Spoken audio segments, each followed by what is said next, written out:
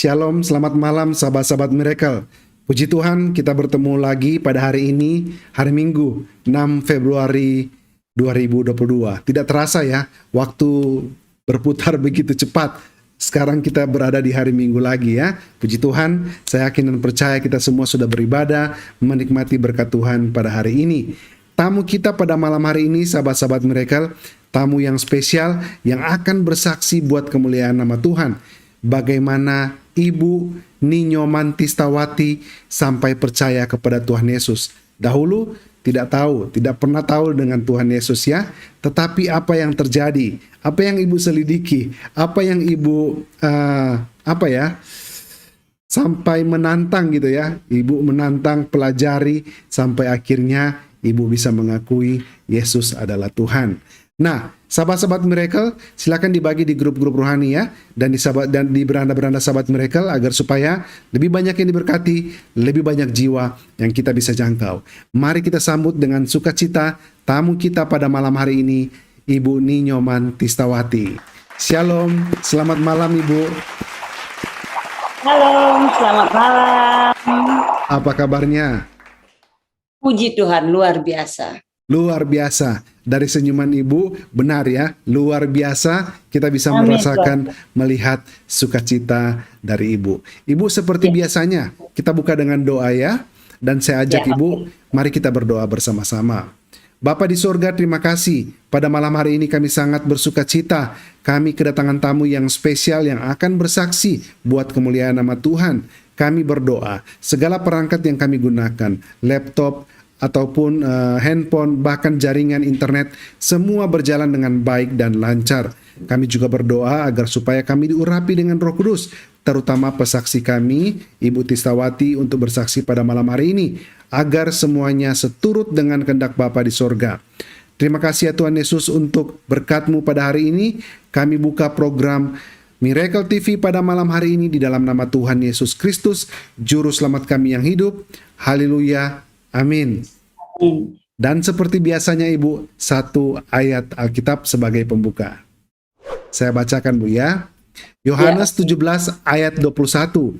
Supaya mereka semua menjadi satu, sama seperti Engkau, ya Bapa, di dalam aku dan aku di dalam Engkau, agar mereka juga percaya. Sebentar Bu ya, ini agak terlalu cepat teksnya. Agar mereka juga, saya ulang dari sini ya. Di dalam aku dan aku di dalam Engkau, agar mereka juga percaya, supaya dunia percaya bahwa Engkaulah yang telah mengutus aku. Puji Tuhan, luar biasa ya firman Tuhan. Dan sebagai reminder buat kita semua ada 2 poin. Pertama, tujuan Miracle TV adalah memberkati banyak orang, menguatkan iman orang percaya, dan menjangkau jiwa-jiwa baru. Markus 16 ayat 15, Matius 28 ayat 19, Kisah Para Rasul 1 ayat 8. 2. Benar agama mengajarkan kebaikan. Oleh sebab itu, jangan menghina ajaran agama sebelumnya atau ajaran agama yang lain. Sahabat-sahabat Miracle, saya ajak, mari berkomentar dengan bijak, dewasa, mengedukasi, dan yang terpenting adalah memberkati, agar supaya ketika mereka menonton program kesaksian pribadi di Miracle TV benar-benar menjadi berkat bagi banyak orang. Informasi yang mau bersaksi, sahabat-sahabat Miracle bisa mengisi form kesaksian pribadi. Form ini ada di kolom komentar dan di kolom deskripsi. Tinggal diklik linknya dan akan diarahkan ke Google Form, atau kontak saja WhatsApp kami 085257213655. Sekali lagi 085257213655. Kita kembali ke Ibu Tistawati. Bu, saya panggil Ibu Tistawati ya, gitu Bu ya? Atau sebaiknya Ibu Nyoman. Ibu Nyoman. Oke, untung saya bertanya ya. Baik, Ibu Nyoman. Inilah saatnya kita akan mendengar kesaksian dahsyat Ibu, bagaimana sampai bisa mengikuti dan percaya kepada Tuhan Yesus. Ibu bisa menceritakan dari awal, dari latar belakang Ibu. Waktu dan kesempatan kami persilahkan. Baik, terpuji nama Tuhan kita Yesus Kristus yang telah menjadikan semua indah dan baik sesuai dengan rancangan dan rencananya.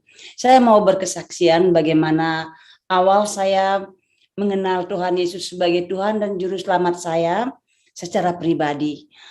Saya latar belakang saya orang Bali dan Hindu, keluarga saya juga Hindu, dan masa kecil saya seperti biasa saya orang desa, orang kampung, dan hidup di kampung benar-benar di luar dunia modern pada zaman itu, karena saya memang tinggal di desa dan sekolah di desa.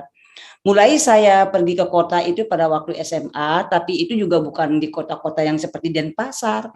Lalu saya pergi ke Denpasar untuk meneruskan studi saya, yaitu kuliah. Jadi singkat cerita, setelah saya kuliah, saya mulai bekerja. Di tempat bekerja saya mulai ketemu pacar saya, dan akhirnya setelah 4 tahun kemudian kami memutuskan untuk menikah. Suami saya kebetulan ya agama Kristen, tapi bukan yang orang Kristen yang begitu taat, karena dia orang bule dari Jerman, sehingga bahasanya itu cuma singkat-singkat saja. Singkat cerita, setelah kami menikah, kami tinggal satu rumah begitu. Seiring perjalanan begitu, suami saya selalu mengatakan begini, Tista, perbuatan baik itu tidak akan menyelamatkan kamu, karena saya memang tidak mau ikut suami, saya tidak mau menjadi Kristen pada waktu itu, karena saya sangat ekstrim agama Hindu waktu itu. Maksud dalam tanda kutip ekstrim itu, saya sangat taat terhadap ajaran agama saya. Saya selalu mengandalkan perbuatan baik saya, dan saya percaya bahwa perbuatan baik saya itu akan menyelamatkan saya. Pokoknya ya penting berbuat baik. Jadi suami saya selalu ngomong tidak, no, perbuatan baik tidak menyelamatkan. Saya mulai rada jengkel dan mengarah ke marah banget. Jadi seiring perjalanan rumah tangga kami itu jadinya tidak harmonis. Sering terjadi keributan-keributan, bukan karena suami saya yang ngeribut, tapi saya yang ngeribut sendiri, karena di dalam hati saya tuh saya sangat tidak puas, karena dibilang masa sih perbuatan baikku tidak bisa menyelamatkan. Semua agama mengajarkan perbuatan baik. So apa sih yang dipermasalahkan? Saya sudah mencoba taat, berbuat baik, melakukan ini dan itu. Termasuk juga saya membantu orang-orang miskin, karena saya percaya perbuatan saya bisa mengantar saya kepada keselamatan, yaitu surga. Tapi seiring perjalanan, suami saya tidak pernah memberitakan Tuhan Yesus itu yang komplit. Suami saya selalu menggugat perbuatan baik saya. Akhirnya 1,5 tahun kami menikah, tidak punya anak, karena tidak ada damai sejahtera. Akhirnya waktu itu Natal, kadep yang kerja sama saya waktu itu, dalam tanda kutip pembantu begitu, ngomong sama saya, Kak, ini loh Natal, ayo ke gereja yuk. Hah, ngapain ke gereja?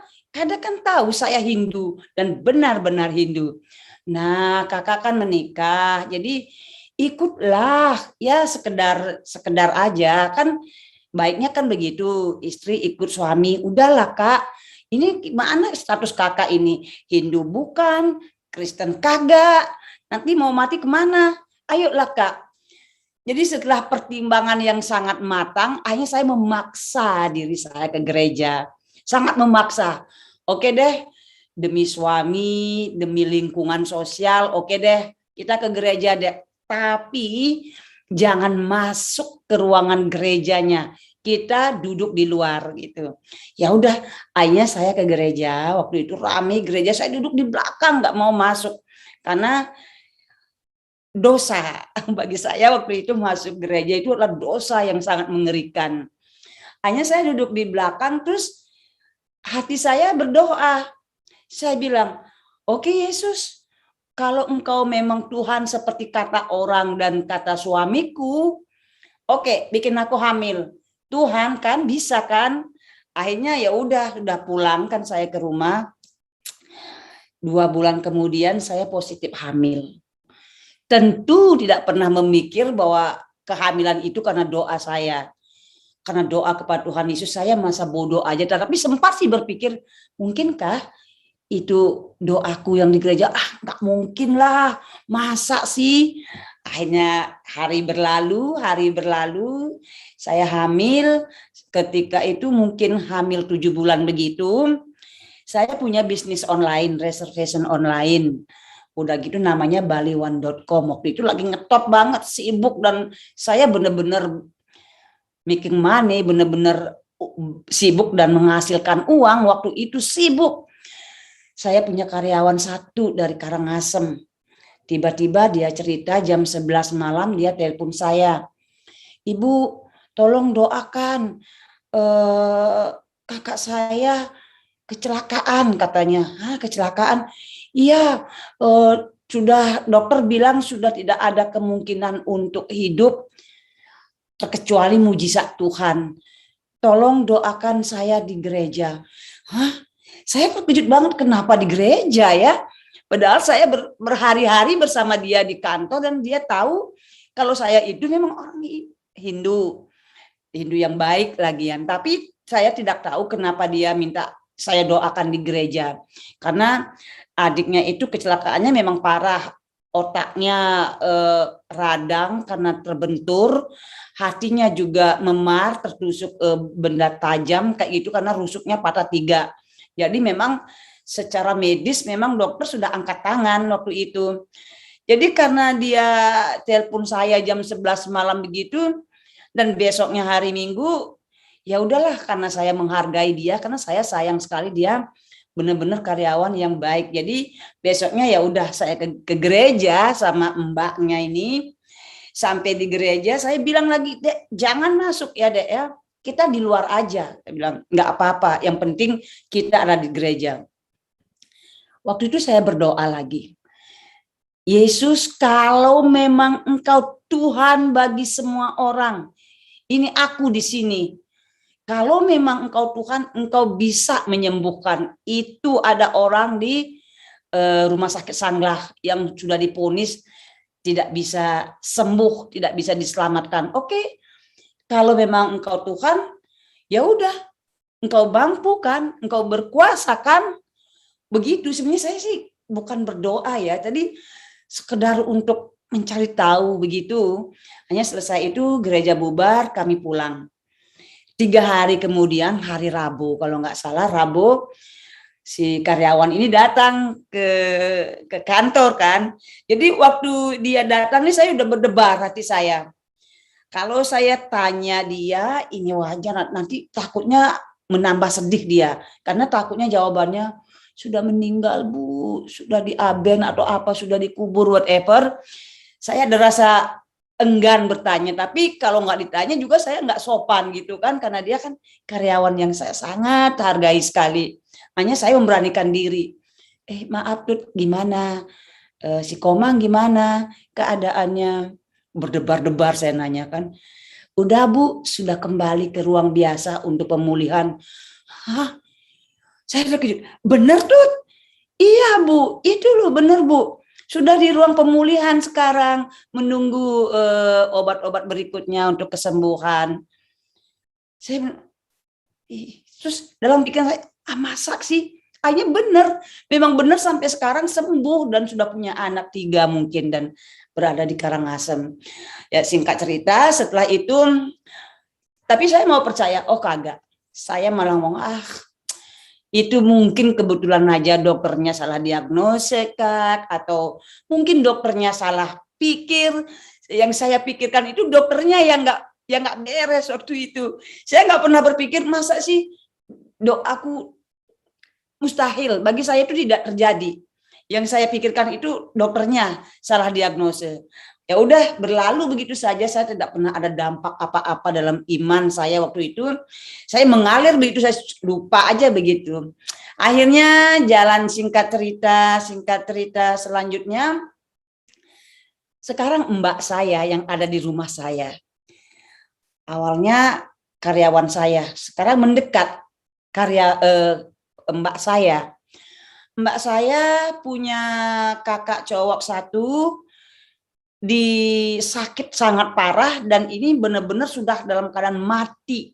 Karena kenapa saya tahu mati? Karena di telepon itu keluarganya sudah pada nangis semuanya. Sudah bilang, beliau Wayan meninggal gimana. Terus mbaknya ini namanya si Kadek akhirnya telepon saya. Kak, beliau Wayan meninggal, dan saya memang akrab banget dengan Wayan, dengan keluarga mbak saya ini akrab banget, karena kadang saya pulang kampungnya mereka, dicariin dah saya nangka, dicariin kelapa muda, kadang nginep saya di situ. Tiba-tiba meninggal karena sakit parah yang luar biasa di rumah sakit Wangaye. Akhirnya wah ini besok bukan hari Minggu. Akhirnya saya berpikir, ya udah Dek, kakak doakan ya. Akhirnya saya naik ke lantai 2 untuk berdoa, karena kan ini bukan di gereja, saya ingin berdoa lebih khusyuk karena ini sudah meninggal beneran. Sudah meninggal beneran, dan badannya itu sudah biru dan impus semua sudah dicabut, dan memang sudah agak kaku dan biru begitu. Lalu saya naik ke lantai 2. Saya bilang suami saya kan, darling, don't disturb me, I'm gonna pray. Suami saya mungkin pikirnya mau berdoa seperti doa saya kali ya, seperti yang agama yang saya miliki. Suami saya bilang, digituin. Tapi saya nggak peduli. Saya duduk di atas kasur waktu itu. Tapi ada satu hal yang tidak pernah saya mengerti. Sampai sekarang pun saya masih mikir, begitu ketatnya saya dengan agama saya, begitu bangganya, begitu saya taatnya, tetapi ketika orang meminta saya untuk mendoakan, saya berdoanya ke Tuhan Yesus, walaupun saya nggak percaya, walaupun doa saya itu semacam menantang gitu kan, bukan tulus berdoa, tapi kok saya sebut dia terus kan. Hanya saya duduk di atas tempat tidur, saya doa bilang begini, oke Yesus, kalau memang Engkau Tuhan ya, kali ini buktikan beneran. Kalau memang Engkau Tuhan bagiku dan bagi semua orang di dunia ini, oke. Sekarang itu ada orang yang benar-benar sudah mati, si Wayan. Engkau tahu kan Wayan, kakaknya si Kadek. Oke, hidupkan. Kalau memang Engkau Tuhan, Engkau pasti bisa. Akhirnya setelah selesai berdoa gitu, saya nggak bilang amin, nggak bilang apa, karena saya memang tidak mengerti sekali sama kekristenan. Saya nggak punya teman orang Kristen. Saya juga nggak pernah bersosialisasi di lingkungan gereja, sama sekali saya nol. Saya tidak mengerti tentang kekristenan. Jadi waktu saya berdoa itu ya berdoa begitu saja, sekedar ngomong begitu aja. Saya berdoa waktu itu jam 11, sekitar jam 11 lewat 10, mungkin saya lupa ya, mungkin ada yang lupa-lupa karena itu memang waktunya sudah lewat hampir 21 tahun udah lewat, dan saya tidak pernah berpikir akan bisa menjadi kesaksian hidup saya. Karena itu memang aslinya jalan hidup saya seperti itu, jadi detailnya saya lupa. Tapi yang saya ingat waktu itu saya berdoa jam 11 mungkin lewat 5 atau lewat 10. Habis berdoa begitu, si Kadek tiba-tiba telepon. Kak, bahasa Balinya itu mbok. Mbok itu artinya kakak. Mbok, Kak, beliau Wayan hidup lagi. Wih, waktu yang benar deh, coba deh, benar deh. Benar mbok, sudah kebuka matanya dan ngomong dikit-dikit. Wih, waktu itu benar. Saya tidak bahagia, padahal dia tuh hampir seperti saudara saya. Dia hidup kembali, tapi tidak ada rasa senang sedikit pun. Kenapa? Saya melihat diri saya kali ini. Saya melihat Yesus yang saya tantang secara pribadi. Terus, wah ini benar loh. Saya sampai cubit tangan saya, ini benar nggak sih apa aku mimpi ya? Saya bilang, benar. Terus saya datang, saya turun ke kantor saya angkat telepon, bener bunyinya. Ini loh bukan mimpi loh, saya cubit. Terus saya, Dek, sekarang Kadek ada di mana? Di rumah sakit. Ini lihat Wayannya hidup lagi. Begitu Kadek ngomong, saya lagi di rumah sakit melihat Wayan kakaknya hidup lagi. Saya tutup telepon tanpa permisi. Saya duduk di kursi. Saya uring-uringan, saya marah. saya kecewa, saya juga takut dalam waktu yang bersamaan. Sebenarnya ini apa yang terjadi? Yesus itu siapa sebenarnya? Lalu aku ini siapa? Agama yang telah kuikuti selama 30 tahun, 32 tahun ini apa? Dari pikiran saya itu waktu itu kalut, benar-benar marah, kecewa, takut, sedih juga dalam waktu yang bersamaan. Karena yang terjadi di pikiran logika nalar saya itu begini. Kalau memang dia Tuhan, dia adalah pencipta dan aku adalah ciptaan. Secara tidak langsung, secara otomatis aku ini ciptaannya dia dan aku harus datang kepada pencipta. Karena saya juga belajar banyak tentang agama saya. Saya bukan sekedar taat melakukan ajaran yang secara moral itu, tapi saya benar-benar baca Weda, saya baca. Dan di situ memang diajarkan perbuatan baik, mengasihi, memberi, memberkati, dan itu yang saya lakukan selama saya di agama saya yang lama. Jadi saya mungkin sampai 3 minggu itu saya uring-uringan pekerjaan sampai suami saya marah. Tista, ini reservasi belum confirm, ini gimana kamu kok bengong terus? Saya benar-benar bengong karena hati saya terusik. Aku harus pindah agama ya. Aku harus, bagaimana dengan keluargaku? Bagaimana dengan lingkunganku? Bagaimana dengan teman-temanku? Bagaimana dengan kehidupanku yang dulu? Lalu siapa akan menjadi temanku? Lalu gimana menjadi orang? Jadi pertanyaan itu muter terus. Sampai 1 bulan, 2 bulan lewat. Tidak ada ngaruhnya juga. Ya udahlah. Ya mungkin kebetulan. Ya ataupun benar ya, enggak apa-apalah. Lewat, benar-benar lewat. Tidak ada cerita apa-apa. Akhirnya ini setelah waktunya lumayan lama karena anak saya itu mungkin anak saya lahir Sarah itu udah berumur 2 tahun lebih atau 3 tahun, saya tidak persis ingat karena saya tidak pernah mencatatnya.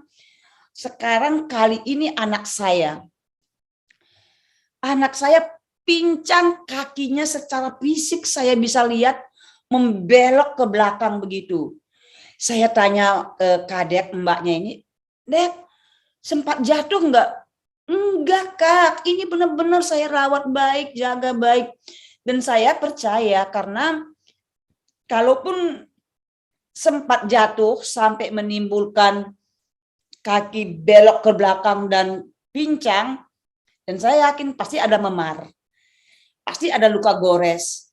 Dan saya percaya tidak sempat jatuh atau apa-apa. Akhirnya saya bawa ke dokter spesialis anak yang memang sudah rawat dia dari kecil, dari dia lahir, karena dia lahir agak muda dikit. Nah ini dokternya, dan sekarang masih praktek dokternya di Jalan Pemuda 5 Denpasar. Jalan Pemuda nomor Gang 5. Jadi mungkin kalau saya ke sana sekarang masih ingat dokternya Sarah karena sangat dekat sama dokternya. Vaksin ke sana, semuanya ditanganin sama dokternya ini. Jadi saya bawa ke dokter. Sudah dikasih obat seminggu lah, kalau kan bolak-balik begitu ya, karena nggak sembuh. Akhirnya cek darah, apalagi ya ronsen, pokoknya banyak sekali step-step yang saya harus ikuti. Sampai 2 mingguan lebih atau berapa itu saya nggak hitung. Di titik terakhir dokternya ngomong sama saya, Bu, maaf, saya sebagai dokter spesialis anak, memang saya tidak mendapatkan keluhan apa-apa pada Sarah, tidak ada sakit apa, dan saya memang tidak ada sakit apa-apa, dan saya tidak bisa melanjuti lagi pengobatannya karena memang sudah seperti itu yang maksimal saya lakukan. Lalu seperti saya nggak menginjak tanah. Saya sempat sih bertanya begini, Dok, apa saya harus bawa ke spesialis tulang ya?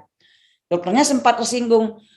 Oke, kalau anak ya saya dokternya, aduh maaf dok, bukan saya bermaksud untuk merendahkan atau apa, tapi karena saya memang nggak tahu lagi mau kemana, dan saya juga di waktu yang sama tidak bisa menerima kenyataan gitu loh. Karena bagi saya dokter itu spesialis anak ya itulah yang bisa menyelesaikan masalah anak saya. Tapi kalau sudah di situ nggak bisa, bahkan dokter spesialis tulang pun tidak disarankan, lalu saya mau kemana gitu. Saya stres, saya benar-benar keluar keringat dingin, lalu saya pulang dari dokter. Saya coba telepon ini, nyari informasi kiri kanan, tidak ada apa solusi apa, sampai 2 hari kemudian saya duduk di sofa. Anak saya tidurkan waktu itu. Saya duduk bersama Kadek dalam kebingungan, stres, dan tidak ada pengharapan, hopeless banget. Jadi benar-benar hopeless. Pikiran saya sudah melambung tinggi. Anakku udah besar, dia bawa tongkat, bla bla bla bla. Semakin takut saya. Dan Kadek pun karena dia sangat sayang, karena dia sangat dekat dengan anak saya. Anak saya itu lucu banget, gemuk, lucu, mukanya cantik, dan banyak tetangga-tetangga itu yang datang ke rumah hanya sekedar mempertanyakan, Mama Sarah gimana, Sarah masa pincang? Aduh, pertanyaan tetangga itu ini bertanya apa menjatuhkan, saya udah nggak ngerti lagi. Mama Sarah gimana tuh Sarah? Aduh, jangan-jangan pincang ya. Akhirnya saya duduk jam 7 malam, saya duduk di sofa. Saya terngiang di pikiran saya. Pernah saya dengar khotbah seorang pendeta, katanya Yesus itu menyembuhkan orang lumpuh, membukakan mata orang buta, dan bahkan menghidupkan orang mati yang sudah dikubur 4 hari.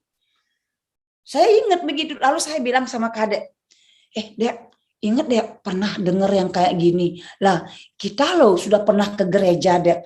Berarti kan kita boleh meminta, kan gitu. Iya, bener, Bo. Ayo kita bawa Sarah ke kamar. Kadek bawa Sarah ke kamar di tempat tidur. Saya nggak tahu cara berdoa, tapi waktu itu saya ingat saya tumpang tangan di kaki anak saya sama Kadek. Sini Dek, kita sentuh kakinya Sarah, yuk kita berdoa kepada Tuhan Yesus. Kepada Yesus waktu itu saya bilang, kali ini saya tidak pakai bergaya menantang lagi dengan gagahnya menantang begitu seperti sebelum-sebelumnya. Karena yang saya hadapi kali ini adalah anak saya. Anak saya yang diperhadapkan pada pincang seumur hidup. Jadi saya takut menantang pakai gaya bahasa lembut. Oke Yesus, kalau memang Engkau Tuhan bagi aku dan bagi semua orang, tolong sembuhkan anakku, biarkan anakku jalan. Selesai. Lalu karena sudah malam kami tinggalkan Sarah tidur, kami kembali dengan kegiatan kami masing-masing. Besok pagi jam 9, saya lagi di kantor, ngurus reservasi dan lain sebagainya. Saatnya Sarah bangun, mandi, dan makan, lalu Kadek teriak ke saya, Kak, Sarah jalan normal. Jangan yang gitu pakai bercanda deh, pakai guyon, nggak seru tahu. Iya bener Kak, jalan dia. Udah, oke. Kalau dia memang bener jalan normal, suruh Sarah ke sini cari saya. Anak saya jalan normal. Benar-benar normal. Mama, saya lihat kakinya lurus. Saya lihat semuanya baik-baik saja. Lalu begitu saya lihat anak saya jalan, saya nggak serta-merta bilang, "Ore Tuhan, terima kasih ya anakku sembuh, anakku baik, terima kasih ya engkau baik." Enggak. Saya lempar pulpen, saya nggak sentuh Sarah sama sekali. Saya nggak hampiri Sarah, biarkan Sarah ada di kantor saya, lalu saya turun. Saya berlutut di depan meja yang sangat besar, di depan komputer. Yesus, aku orang berdosa, ampuni aku. Di situ Itulah turning point saya mengakui Yesus sebagai Tuhan saya waktu itu dan menerima dia sebagai Tuhan saya dan mengakui bahwa saya itu adalah orang berdosa. Seiring waktu, mujizat demi mujizat terjadi. Tapi saya belum ada kerinduan untuk baca firman, saya belum ada kerinduan untuk ke gereja. Tapi hati saya sudah dihantui Yesus Tuhan. Kenapa? Kenapa saya yakin? Kenapa saya mau percaya Yesus itu adalah Tuhan bagi semua orang? Karena saya menantang dia itu secara pribadi dengan namanya dia. Saya tidak cukup dengan oke, Tuhan kalau memang engkau ada, oke, selamatkan dan sembuhkan ini enggak. Saya menantang dia secara pribadi dengan namanya dia. Makanya saya tidak pernah ragu lagi ketika apa yang saya tantang waktu itu benar-benar terjadi. Dan akhirnya saya, oke, Yesus engkau Tuhan. Aku manusia berdosa dan aku mengakui engkau sebagai Tuhanku. Lalu berjalan, iman saya berjalan. Kadang ada kerinduan ke gereja sama mbaknya ini, sekali-sekali ke gereja. Itu pun melalui usaha yang sangat maksimal, tapi tidak setiap minggu. Tapi oleh kemurahan Tuhan, akhirnya saya mujizat terjadi. Waktu itu ada reservasi yang hampir cancel gitu. Saya berdoa santai sekali, Tuhan Yesus tolong jangan cancel tamu ini. Datang email, nggak jadi cancel. Mujizat kecil itu terus bekerja di dalam hidup saya. Akhirnya saya menjadi sering ke gereja, ada kerinduan.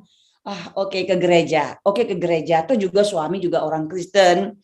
Hanya saya jatuh kepada agama secara rutinitas, agama secara tradisi, agama secara ya udah aku Kristen.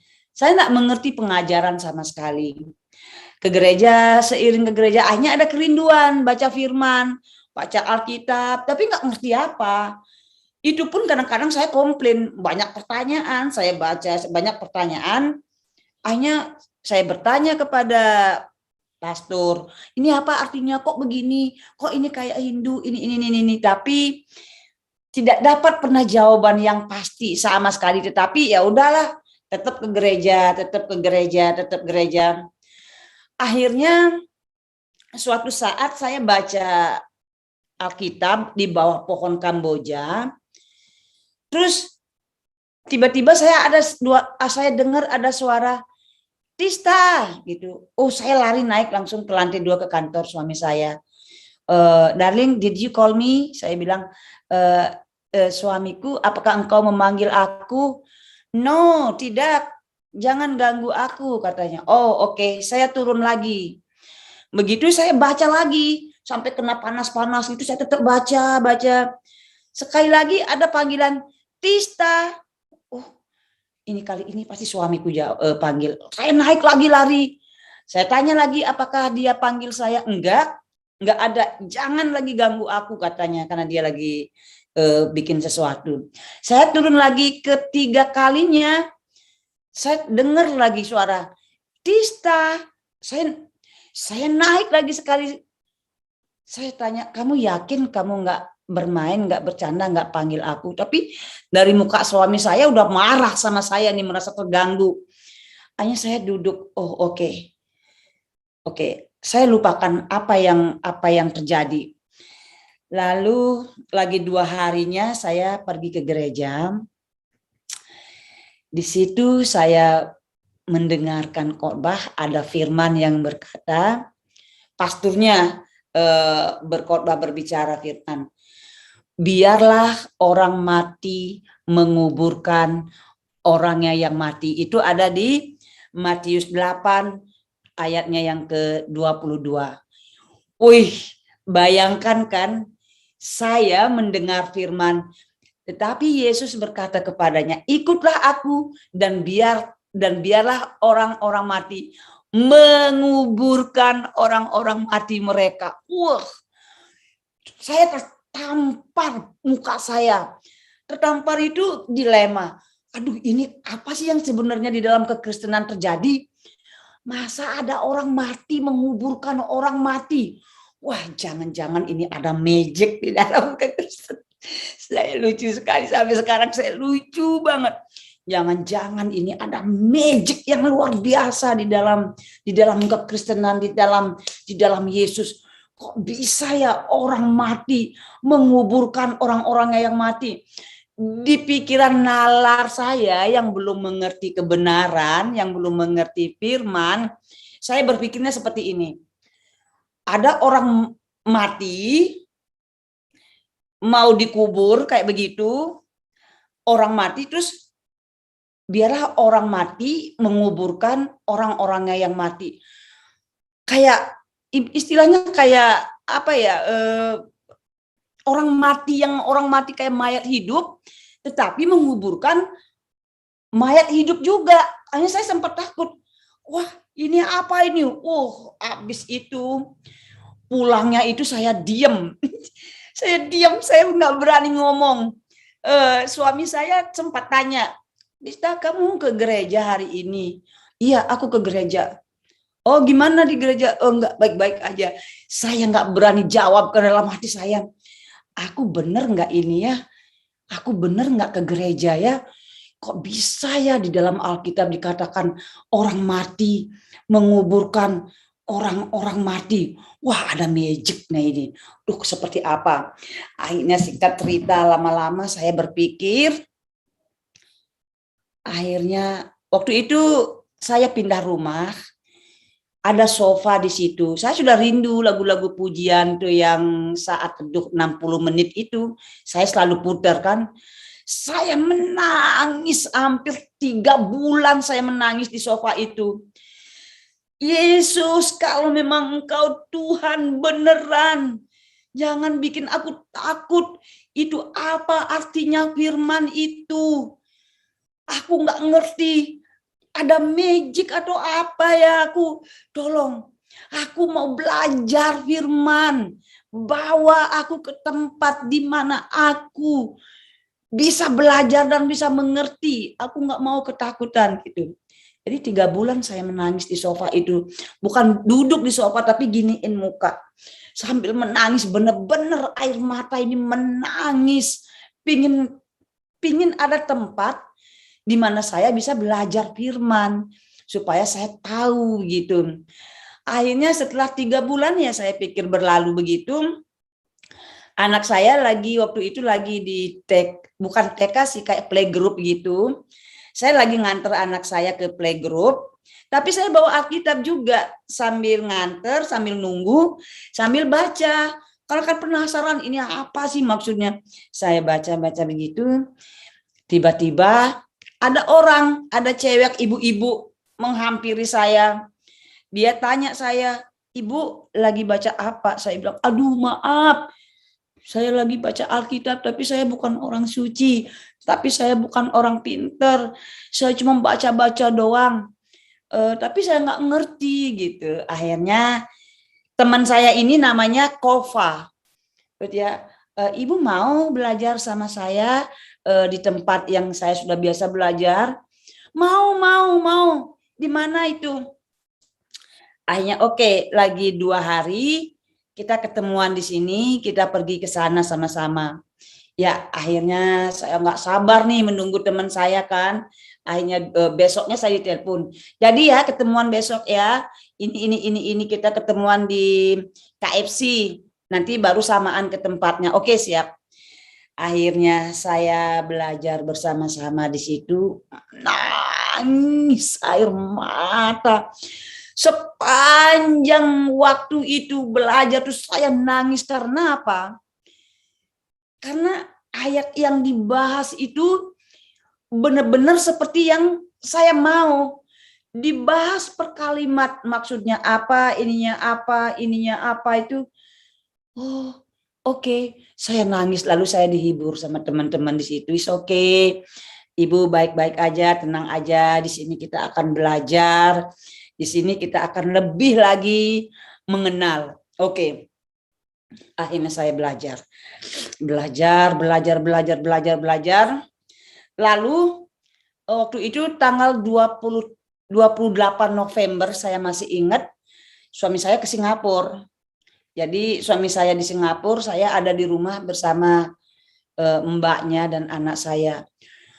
Karena saya saking senangnya sudah menemukan tempat belajar, tempat persekutuan, bahasanya kayak sekarang itu, saya ngangkat tangan nyanyi, nggak peduli sama tetangga. Pokoknya saya nyanyi, nyanyinya itu pun bukan nyanyi yang benar-benar nyanyi sesuai dengan lagunya ya. Kadang-kadang pakai kata-kata saya sendiri, kadang ya pokoknya nyanyi dah gitu. Tahu apa yang terjadi?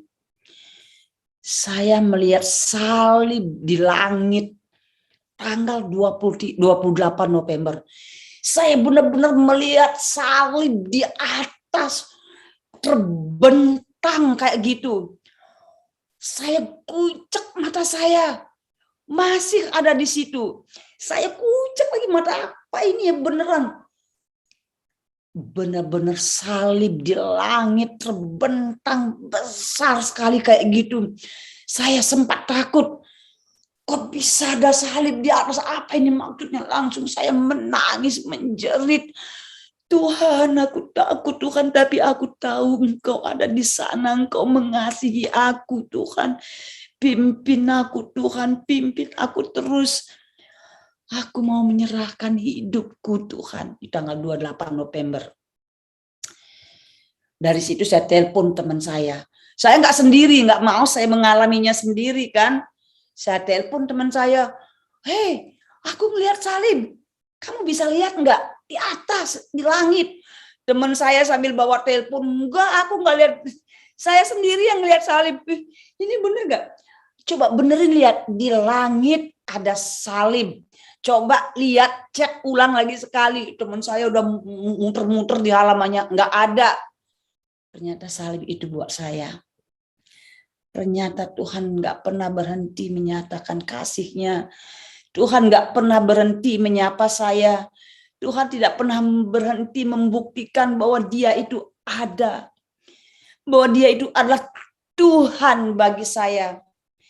Akhirnya seiring perjalanan begitu, saya mulai belajar. Ikut seminar-seminar sampai suami bilang, "Udah sekalian aja Tista, lu bikin tenda aja di gereja, nggak usah pulang." Duh, saya nggak peduli omongan suami saya. Akhirnya seiring perjalanan waktu, saya belajar dan belajar dan belajar. Akhirnya saya mengerti. Dulu saya bangga dengan perbuatan baik saya. Dan saya berpikir bahwa perbuatan saya yang akan membawa saya ke surga dan akan menyelamatkan saya. Sekarang saya tahu bahwa perbuatan baik tidak bisa mengerjakan keselamatan. Dan sekarang saya tahu bahwa saya setuju kalau semua agama itu baik, semua agama itu mengajarkan perbuatan baik dan saya sangat setuju. Tapi di satu sisi saya tahu, sebaik apapun saya melakukan perbuatan baik, saya tidak akan pernah bisa sempurna. Apalagi sempurna sesuai dengan standarnya Tuhan. Ini yang saya pahami sekarang. Karena perbuatan baik saya yang saya lakukan adalah usaha saya untuk mencari Tuhan, tentu di dalam keberdosaan dan ketidaksempurnaan saya tidak bakal pernah untuk menemukan Tuhan, kecuali Tuhan yang mencari saya, Tuhan yang mencari manusia, baru bisa bertemu. Itu yang saya pahami sekarang. Jadi saya sekarang berpikir begini, oke, saya tidak pernah merasa merendahkan agama saya tetap menghargai bahwa mereka pun mengajarkan perbuatan baik. Tapi satu hal, saya bilang, kekristenan bukan berbicara masalah perbuatan baik, bukan berbicara masalah bagaimana kita bisa diselamatkan, tetapi saya percaya bahwa kekristenan adalah jawaban bagi setiap orang dalam setiap kegagalannya untuk melakukan ajaran agama dengan sempurna. Karena ketika agama mengajarkan perbuatan baik, tidak ada satupun manusia mampu melakukan ajarannya dengan sempurna, dengan baik. Justru ketika agama menuntut banyak hal untuk berbuat baik, justru kecenderungan untuk saya gagal itu lebih banyak. Dan ini yang tidak pernah saya pahami dulu. Saya selalu berpikir bahwa saya pasti bisa. Perbuatan baik saya pasti bisa. Saya tidak pernah menyadari bahwa saya adalah orang berdosa. Ini yang paling penting saya sekarang membuat saya kuat, membuat saya bersyukur. Karena ketika saya mengandalkan perbuatan baik, semakin banyak saya ingin berbuat baik, semakin banyak kegagalan yang saya temukan, semakin banyak ketidaksempurnaan yang saya temukan. Dan itulah Kristus menjawab di dalamnya. Dia menjawab untuk segala permasalahan, ketidakberdayaan kita, ketidaksempurnaan kita, di dalam kegagalan kita untuk melakukan ajaran agama kita. Justru disitulah Yesus menjawab. Dia yang menyempurnakan. Jadi saya begitu belajar, lebih banyak saya belajar, lebih terus Tuhan memberi saya hikmat, memberikan saya firman-firman-Nya untuk terus saya dimengertikan, untuk terus saya bertumbuh dewasa di dalam iman saya. Jadi demikianlah kisah hidup saya, bagaimana turning point saya, titik balik saya, dari begitu saya mengandalkan perbuatan baik, sampai saya menyadari bahwa saya ini adalah manusia yang berdosa. Dan saya membutuhkan Yesus sebagai juru selamat dan penebus saya secara pribadi. Dari situ saya mulai bicara sama suami saya mulai melayani, saya mulai berbicara dengan keluarga bahwa saya ikut Tuhan Yesus. Dan puji Tuhan, keluarga saya tidak ada yang marah. Dan teman-teman saya mungkin ada yang menjauh dari saya. Terus kehidupan sosial saya tentu mulai mengalami masalah.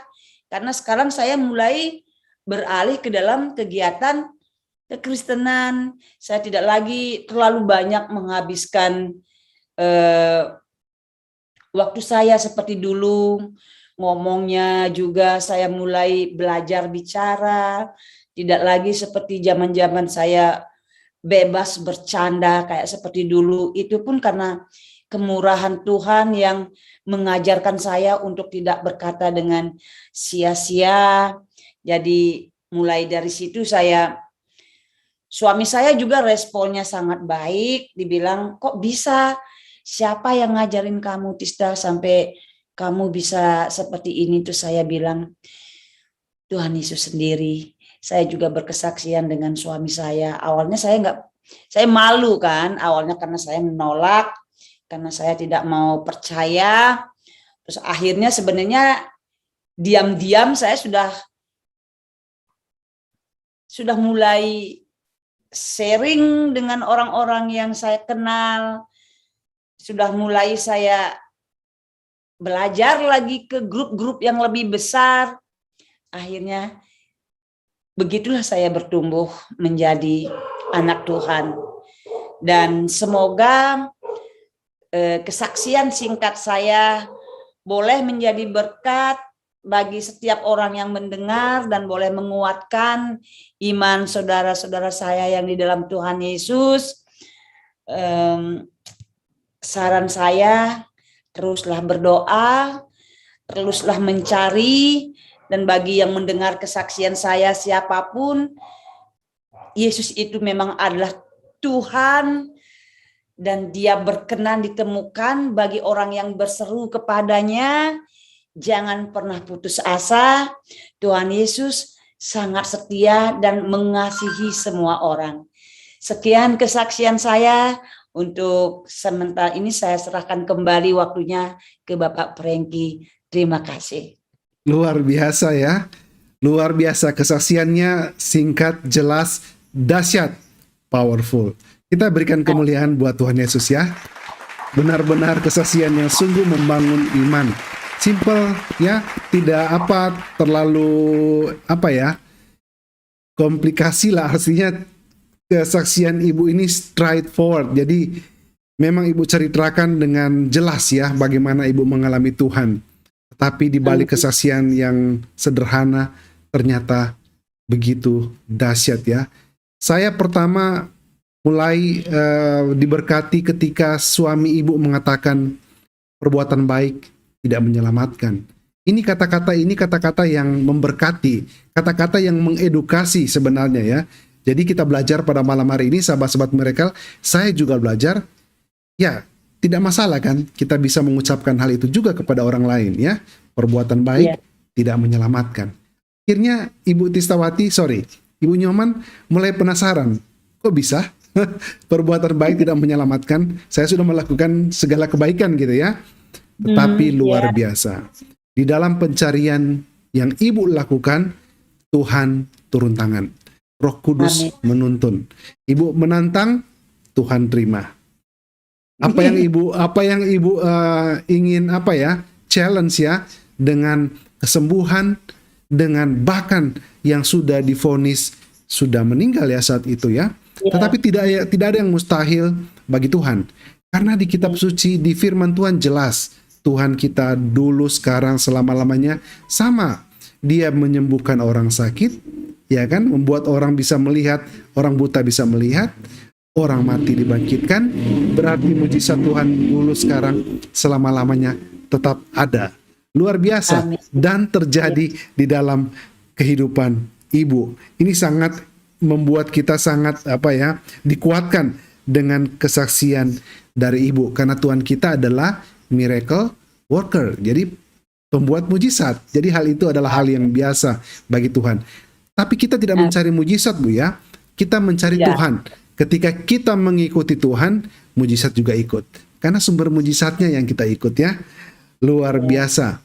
Ini benar-benar saya ketika mendengar kesaksian ibu pertama kali, saya memang sudah dikuatkan. Dan kedua kali ini juga saya mendengar sama, Bu ya. Tidak berbeda dengan kesaksian yang ibu ceritakan yang pertama.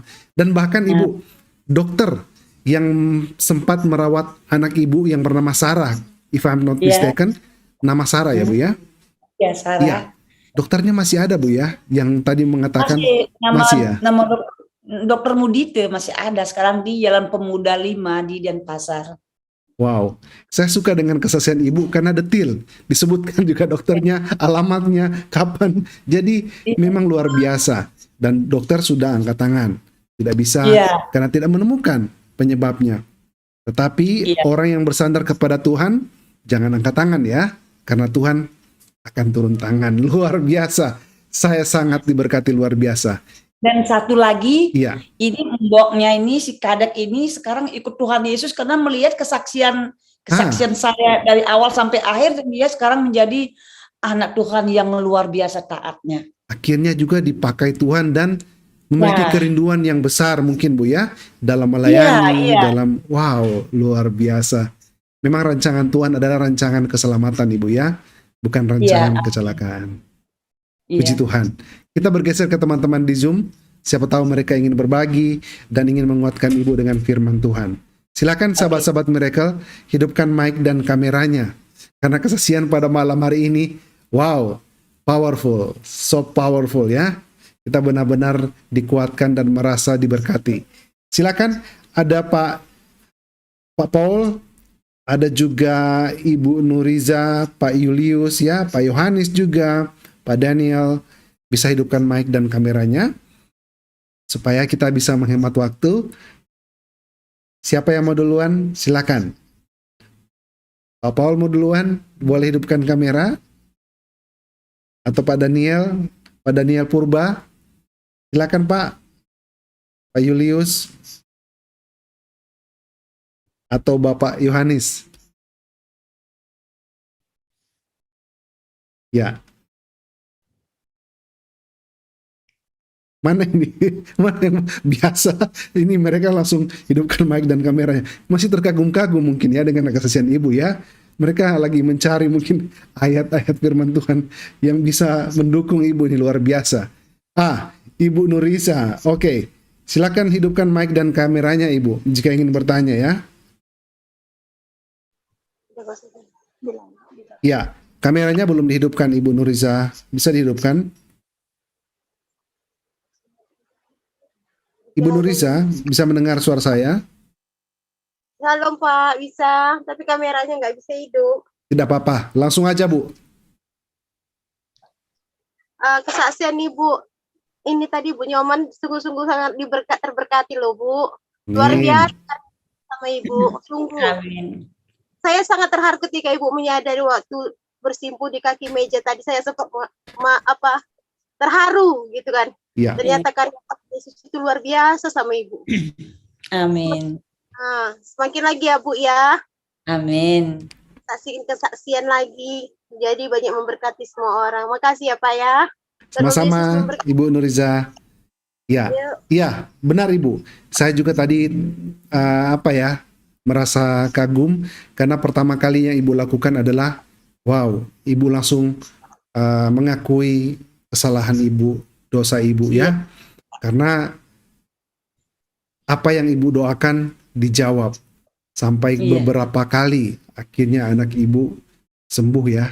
Luar biasa, puji Tuhan. Baik, kita bergeser ke tamu yang lain di Zoom. Hidupkan mic dan kameranya jika ingin berbagi silakan. Ada Pak Joni juga yang baru masuk.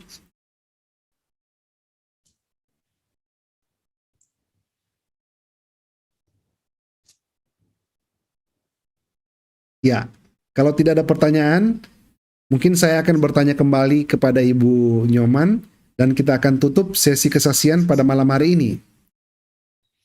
Oke. Ya, ini menarik Ibu ya. Dari awal Ibu yang taat, memegang kuat keyakinan Ibu yang lama, dengan suami yang sudah duluan percaya kepada Tuhan Yesus, tetapi sekarang Ibu mengalami dan Ibu mengakui sudah percaya kepada Tuhan Yesus. Dan saya yakin dan percaya, suami Ibu pasti tidak menginjili atau tidak memaksakan Ibu untuk ikut, tidak ya? Tetapi Ibu sendiri yang mengalami Tuhan. Nah, ketika Ibu ceritakan kepada suami Ibu mengenai hal ini, bagaimana responnya suami atas kesaksian Ibu dan pengalaman mengalami Adi Kodrati? Awalnya saya ini suatu tantangan tersendiri lagi buat saya ya. Ketika saya mengakui iman saya percaya dan saya bilang yang paling membuat saya ingin share ke suami saya itu ketika Sarah itu disembuhkan. Karena ini kan masalah saya berdua, bukan masalah saya sendiri. Ya.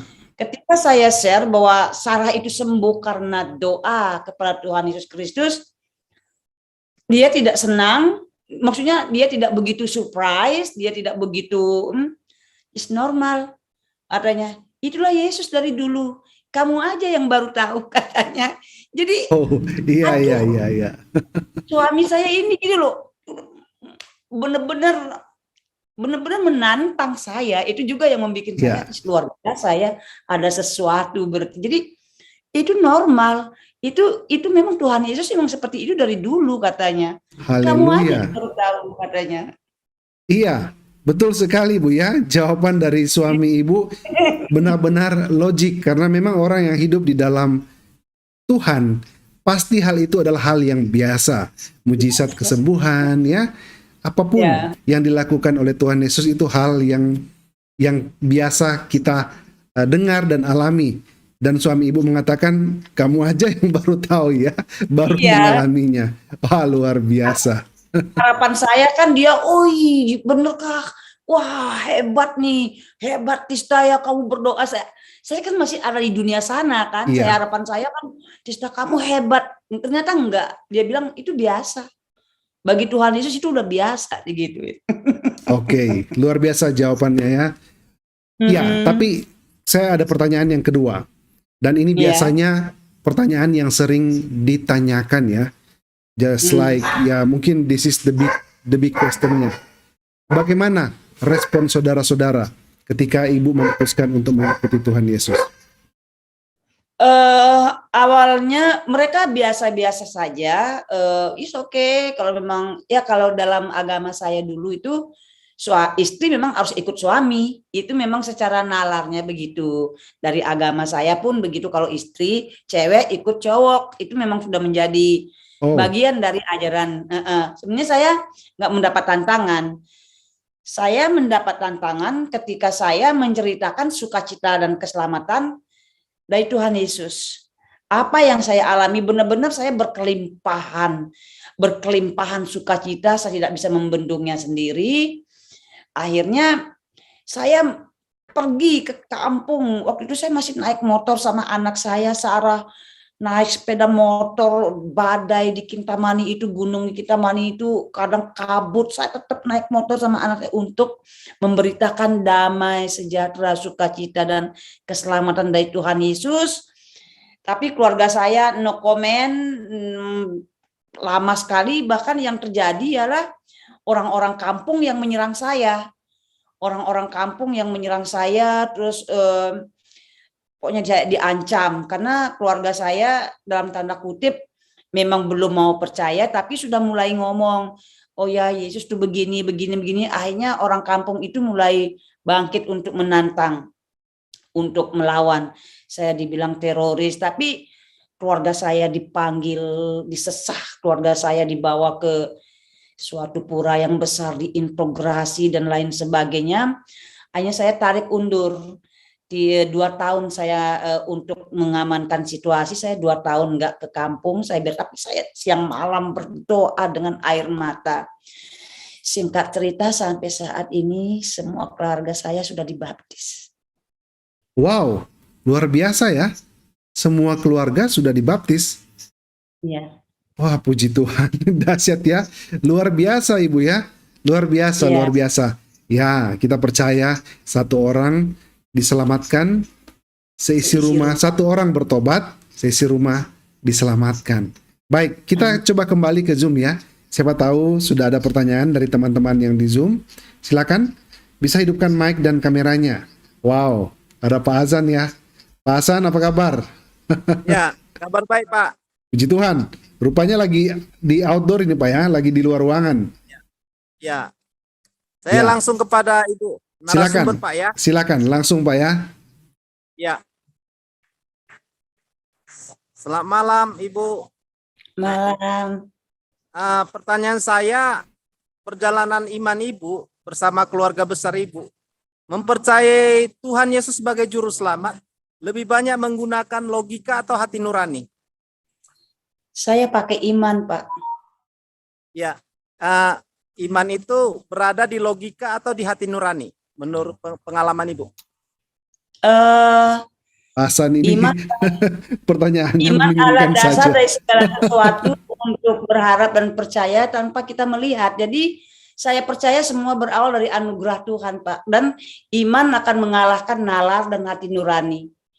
Karena iman itu murni pemberian Tuhan, anugerah Tuhan. Walaupun dalam nalar dan logika dan hati saya pernah menolak, tapi Tuhan, kemurahan Tuhan memberikan saya iman. Jadi itu semacam anugerah, Pak. Jadi tempatnya bukan di nalar atau bukan di hati nurani. Ya. Ya, luar biasa Bu. Jadi warna apa yang membuat Ibu lebih surprise ya ikut Tuhan nih? Warna apa kesayangan Ibu? Maksudnya warna apa ya? Iya, Maka Ibu. warna kuning malam ini untuk lebih memperteguh kesaksian Ibu. Kan warna kuning warna kemuliaan Tuhan. Amin. Ya, itu Memang Pak Hasan ini intermezzo aja. pertanyaannya selalu out of box ya, Ibu Nyoman sering mengejutkan begitu ya. Tetapi ya Ya. inilah Pak Hasan. Ya, Mau bolehkah memberkati kita lewat Ibu pertanyaannya. narasumber mempersembahkan satu lagu bahasa daerah Ibu? Saya nggak memaksa, cuma bertanya pada Ibu. Lagu rohani kesukaan Ibu bisa lantunkan saat ini. Untuk memberkati kami. Aduh, Tiba-tiba ya, lagu apa ya? Banyak sih saya, tapi saya nggak bisa menyanyi on the spot kayak gini ya. Saya lagu kesukaan saya yang menginspirasi saya saat ini yang sering saya putar itu adalah ada mujizat dalam bersyukur, itu saya suka banget. Terus bukan dengan barang fana juga sering saya nyanyikan. Ya, refnya pun jadi Bu, silakan Bu. Ya. Bukan dengan barang fana. Aduh, saya nggak bisa on the spot Pak, saya jadinya. Ya nggak apa-apa Bu, nggak apa-apa. Lain waktu aja. Pasan Ya. sambung. Nah, pasan Ya. sambung sisanya. Bukan dengan barang fana kau menebus dosaku dengan darah yang mahal. Demikian Pak, nanti diselesaikan kena copyright Pak. Tuhan Yesus berkati. Baik, Tuhan berkati Puji Ibu Tuhan keluarga ya. besar Ibu. Baik. Dengan darah yang mahal, tiada noda dan celah. Ya, terima kasih Pak Hasan atas partisipasinya pada malam hari ini. Ya, Pak Hasan bertanya mengejutkan dan tetapi memberkati ya, luar biasa. Pak Hasan, terima kasih ya atas pertanyaannya. Tuhan Yesus memberkati Pak Hasan ya. Baik, kita bergeser ke tamu yang lain. Jika masih Pak ada Franky, pertanyaan, saya ada alat satu, ada keluarga saya, kakak saya yang memang belum dibaptis, itu karena memang rasa takutnya yang luar biasa, ya. tapi dalam pengakuan pribadi dia sudah ada di dalam seperti itu. Jadi tinggal menunggu dibaptis ya, tetapi sudah Ya. mengaku, sudah ikut Tuhan Yesus. Puji Tuhan. Karena trauma dulu Ya. masih pernah dianiaya seperti itu. Ya, waktu Tuhan yang terbaik Bu ya. Ya, amin. Iya. Baik, masih ada yang mau bertanya di room Zoom? Jika tidak ada lagi, maka kita akan tutup sesi kesaksian kita pada malam hari ini. Baik, sudah tidak ada ya? Oke. Ya, sebelum kita tutup dengan doa, Ibu Nyoman, saya sedikit Bu ya, memberikan mungkin kesimpulan singkat sebagai closing statement Ibu.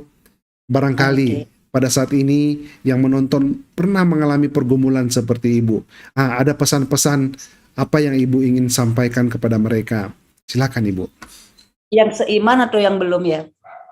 Bisa dua-duanya. Yang seiman bisa, yang seiman dulu dan yang belum seiman. Silakan. Bagi yang seiman dulu ya, baca firman dan doa dan bangun hubungan pribadi dengan Tuhan. Tentu melalui doa dan baca firman. Karena agama tidak menyelamatkan. Tuhan Yesus yang menyelamatkan melalui firman dan Roh Kudus yang akan memimpin melalui firman yang kita baca.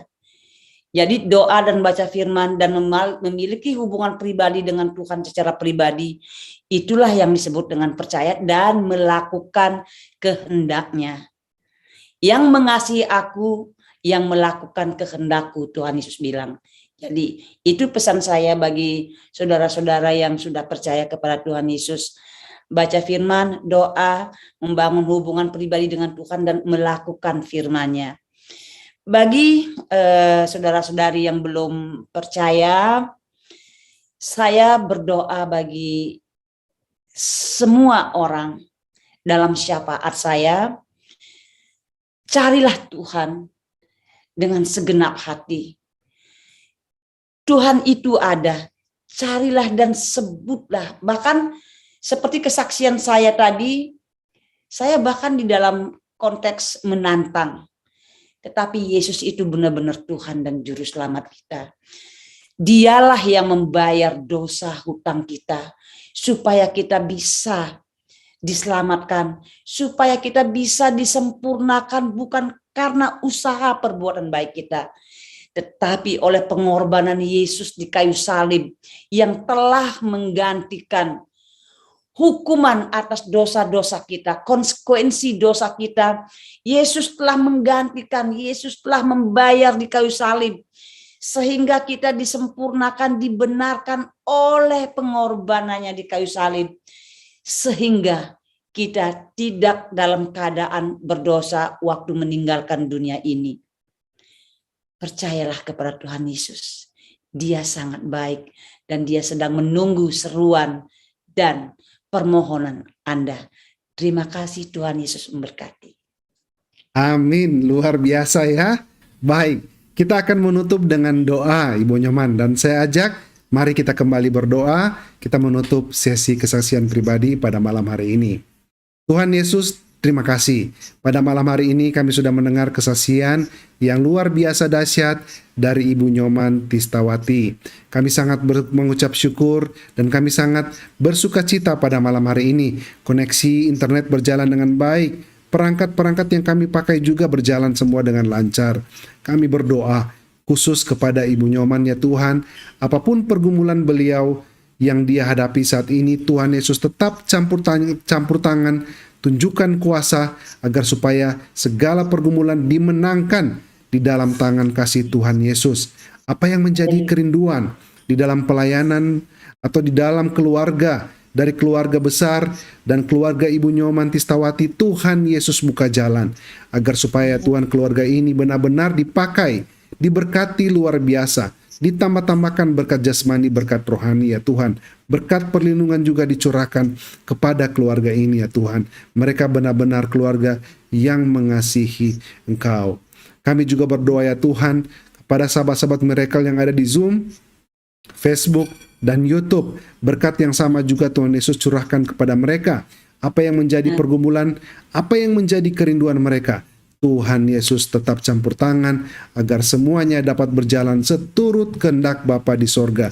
Kami berdoa, kami mengasihi semua ya Tuhan, baik itu yang sesama beragama Kristen ataupun non-Kristen juga. Kami mengasihi, kami berdoa ya Tuhan, agar selalu kami tetap berada dalam keadaan yang baik, damai sejahtera. Kami saling ya Tuhan menghargai dan saling juga mengasihi. Terima kasih sekali lagi ya Tuhan Yesus, kami telah berdoa dan mengucap syukur di dalam nama Tuhan Yesus Kristus. Haleluya. Amin. Amin. Iya. Amin. Terima kasih saya ucapkan kepada Ibu pada malam hari ini sudah menyiapkan waktu untuk bersaksi. Terima kasih banyak Bu ya. Iya. Iya. Terima kasih kembali, Tuhan Yesus memberkati. Selamat melayani. Dan sahabat-sahabat Miracle, kita akan berjumpa kembali besok di hari Senin dengan kesaksian dahsyat lainnya untuk memuliakan nama Tuhan. Jangan lupa bagikan video ini ya di beranda-beranda sahabat Miracle agar supaya lebih banyak orang diberkati dengan kesaksian-kesaksian Miracle TV. Tuhan Yesus memberkati kita semua. Shalom. Amin. Bye-bye. Shalom. Bye-bye. Ya, terima kasih Ibu ya. Luar biasa. Saya matikan dulu stop streaming di Facebook dan di YouTube ya.